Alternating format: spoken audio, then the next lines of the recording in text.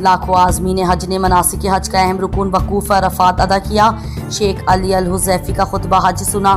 حجاج نے شام تک عرفات میں دعا و عبادات میں گزارنے کے بعد اگلے مرحلے کے لیے مزدلفہ روانہ۔ آج واپس خیموں کے شہر مینا لوٹیں گے۔ دنیا بھر سے آئے تقریباً 18 لاکھ عازمین نے حج کا رکن اعظم ادا کر دیا۔ مسجد نمرہ میں خطبہ حج دیتے ہوئے امام مسجد نبی صلی اللہ علیہ وآلہ وسلم شیخ علی عبدالرحمن الحذیفی نے کہا ہے کہ ایمان والو، اللہ سے ڈرو، تقوی اختیار کرو، عہد کی پاسداری کرو۔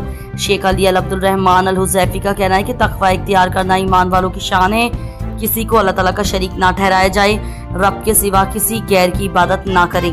خطبہ حج میں امام مسجد نبی صلی اللہ علیہ وآلہ وسلم علی بن عبدالرحمن الحذیفی نے مزید کہا کہ توحید پر عمل درآمد اہل ایمان کا خاصہ ہے۔ ایمان والوں کے سامنے اللہ کی آیات پیش کی جائیں تو ان کے دل نرم پڑ جاتے ہیں۔ انہوں نے کہا کہ نبی اکرم صلی اللہ علیہ وآلہ وسلم کے آخری رسول ہیں، وہ خاتم النبیین ہیں۔ مسلمانوں کے ہر مصیبت میں صبر کا دامن ہاتھ سے نہیں چھوڑنا چاہیے۔ صبر کرنے والوں کے لیے اللہ تعالیٰ نے اجر عظیم کا وعدہ کیا ہے۔ ہمیشہ سچ بولیں اور غلط بیانی سے گریز کریں، بدعت اور غیبت سے دور رہو۔ امام علی عبدالرحمن الحذیفی نے کہا ہے کہ حجاج کرام ہر لمحہ مغفرت کی دعا کرتے رہیں۔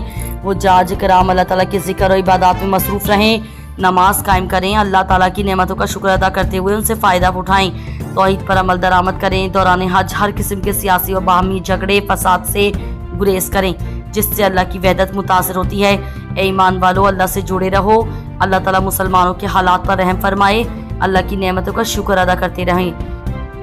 آج کے دن کثرت سے دعائیں کریں۔ امام الحذیفی نے حجاج کو مناسک حج کے اگلے مراحل کے ادا کرنے والے ارکان بھی بتائے۔ انہوں نے خادم حرمین شریفین کی صحت و کامیابی دعائی بھی کی۔